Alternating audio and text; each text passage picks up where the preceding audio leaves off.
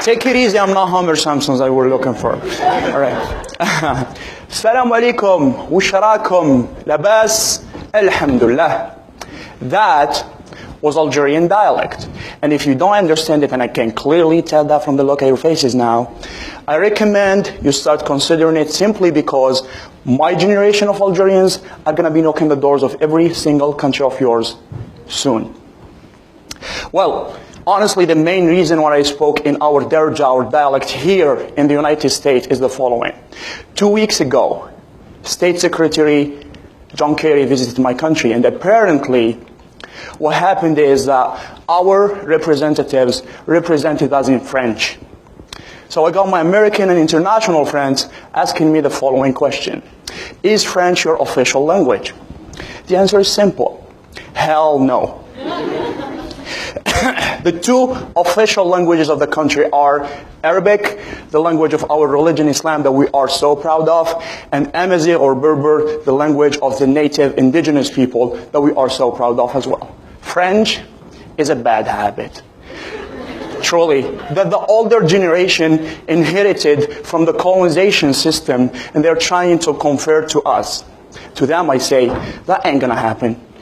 I am a grandson of Shaheed, who died fighting the idea of integrating French in our identity. And guess what? I'll do the same.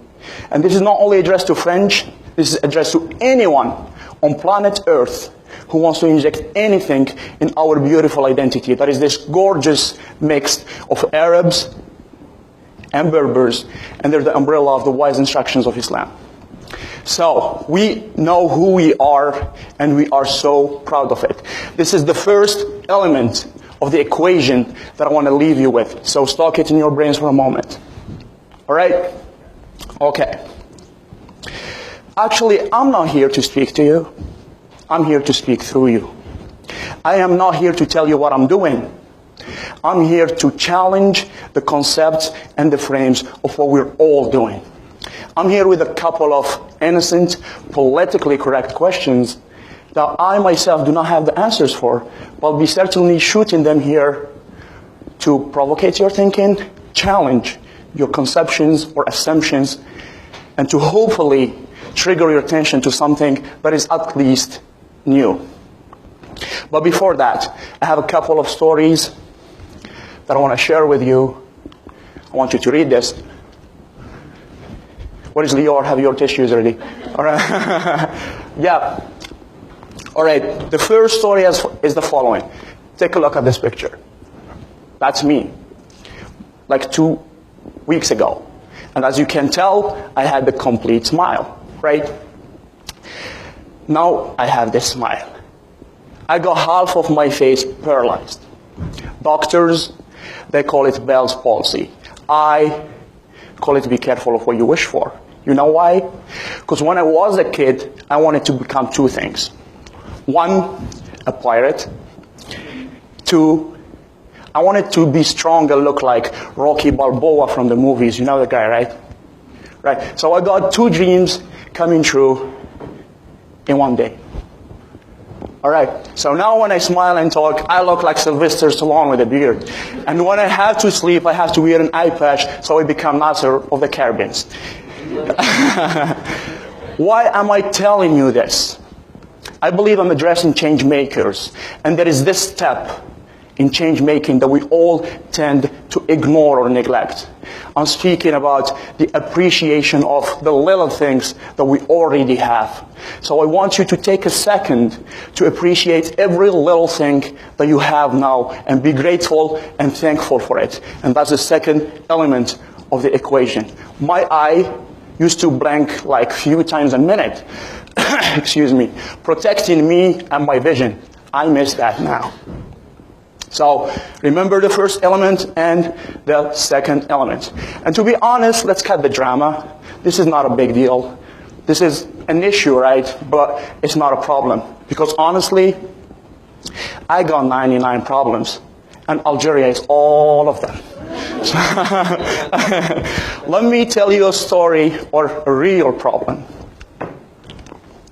6 years ago, I had this thing.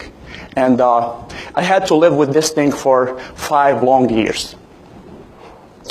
This thing prevented me from sleeping like normal people do. This thing prevented me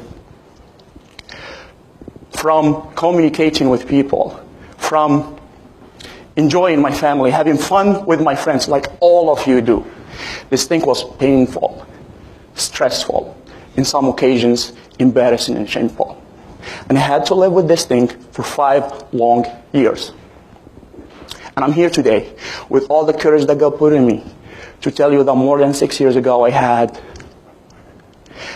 to study engineering for 5 long freaking years. That's what I had. That's the pain that I was dealing with. All right, where are the engineers in the room? You see, only few engineers. You know why? Engineers do not have the time to come and enjoy this kind of gatherings. You know why? Because they are so busy making our word a better word. And guess what? They do it.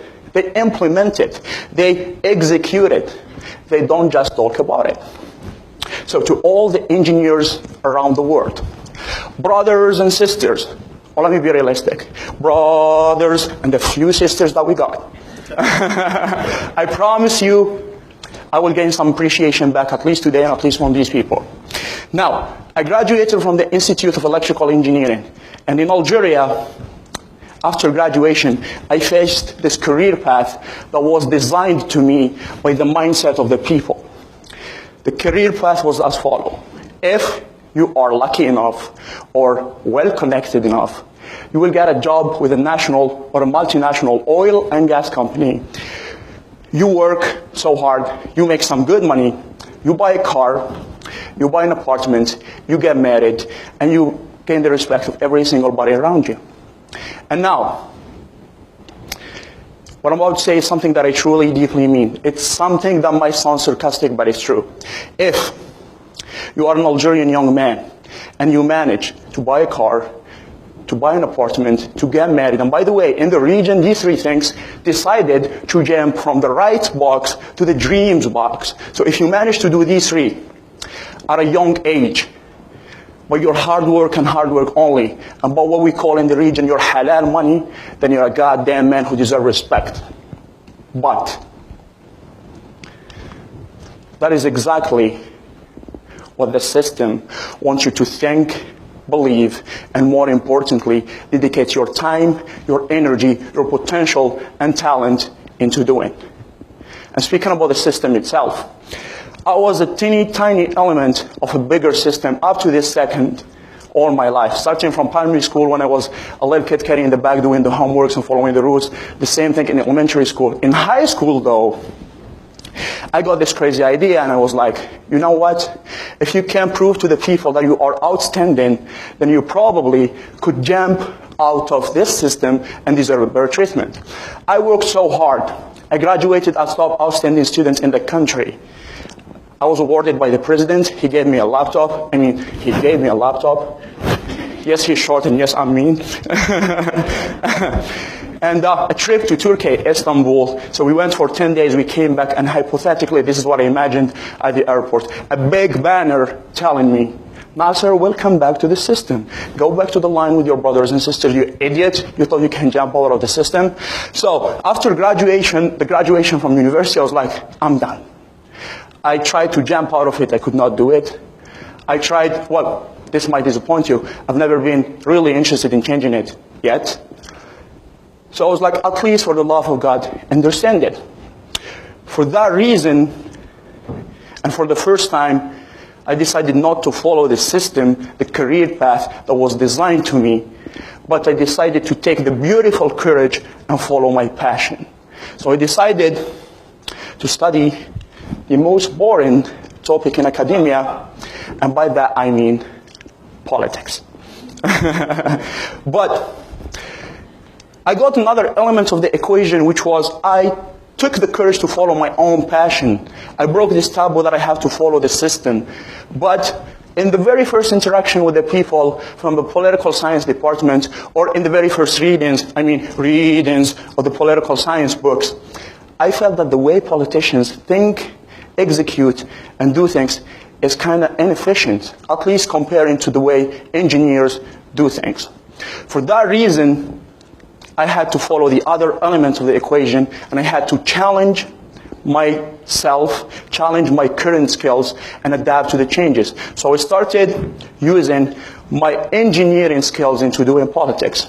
I'm going to illustrate to you how it works with one simple example that relates to all of you here in the room, and then we see how it works. Are you guys ready? Political Engineering 101? Are you ready? Okay. The first rule in engineering, we don't take notes, so you don't need any papers or whatever. Just follow. I was a control engineer, right? And the main idea behind control engineering is that you have a system, an input, and an output, or a desired output. The desired output is the state that you want to reach, or the outcome that you want to get. The system is the machinery that when it functions, it gives you the output. The input, though, is what triggers the machinery to function so that it gives you the desired output. Let's project this on the Arab Spring. I wouldn't call it a spring, nor a revolution. So as an engineer, and this is my example, I would call it the Arab X, the Arab variable X. So, in your opinion, what was the desired output? What was the outcome that we wanted to have out of the Arab Spring? People were chanting and looking for freedom, better education, better employment, better economy. If we put all these great things in one box, people were looking for a better life. What was the machine that when it moved, when it woke up, we got the Arab Spring? It was people. To be more precise, it was the youth. It was you. The input, though, that triggered the Arab youth in their journey seeking for a better life was democracy. So this is our system at state zero. This is few seconds before Bouazizi burned himself. Now let's de-state now. Did we get a better life up to now? If you say yes, then you probably do not know the region, or you're trying to lie to yourself. No, we did not get a better life. In that case, as engineers, we don't just sit and look at it or talk about it. We do what we call troubleshooting. And this is a very straightforward example, a very straightforward system. The probabilities for why this is not working are only two. It's either the input is right, the output, the system is wrong. Or the input is wrong and the system is right. If we project it to reality, to this example, it means democracy is an ideal system of ruling, but you guys are not ready for it yet. Or the second probability, it means that you guys are clever, are intelligent, are ready to rule yourself perfectly, but democracy is not the right choice for you. So, I was trying to find the right recommendation and answer the right solution. So I started interacting with people from the region. But I was shocked that there is another problem that is even much bigger than all of this. The problem was that the people that I was talking to, the leaders in there, they're depressed, they lost hope, they no longer believe in their ability to improve things, and they look at the future and they see it dark and black. 15 years ago, I swear to God, I was this ugly little kid in a very poor, popular neighborhood. I'm not complaining, I'm so proud of it. But at that moment, I was depressed. I was hopeless. I was like, I cannot change my situation. I was like, I looked at the future and I saw it black. I was like, I will never travel outside of this little town. I was like, I will never wear a suit when I grew up. I will never have a proper higher education. Now, I traveled the world. I'm wearing a freaking suit that is making me uncomfortable. And guess what? I am speaking in Stanford. All that happened because of the last element of the equation. All that happened because a wise old man whispered in my ear and he told me the following.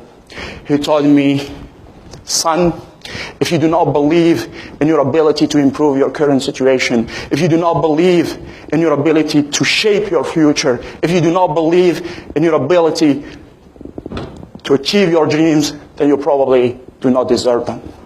That was my father, Allah yarhamu yusa'aleh. And now let's assemble the elements of the equation that I was telling you about. First, Know who you are and be proud of it. Second, be thankful and grateful and appreciate the little thing that you already have. Third, follow your passion. Don't let the system rule you. Follow your passion. Fourth, challenge your skills and adapt to changes. 5, believe in your success. If you do those, I swear to God, the world will be yours. Thank you so very much.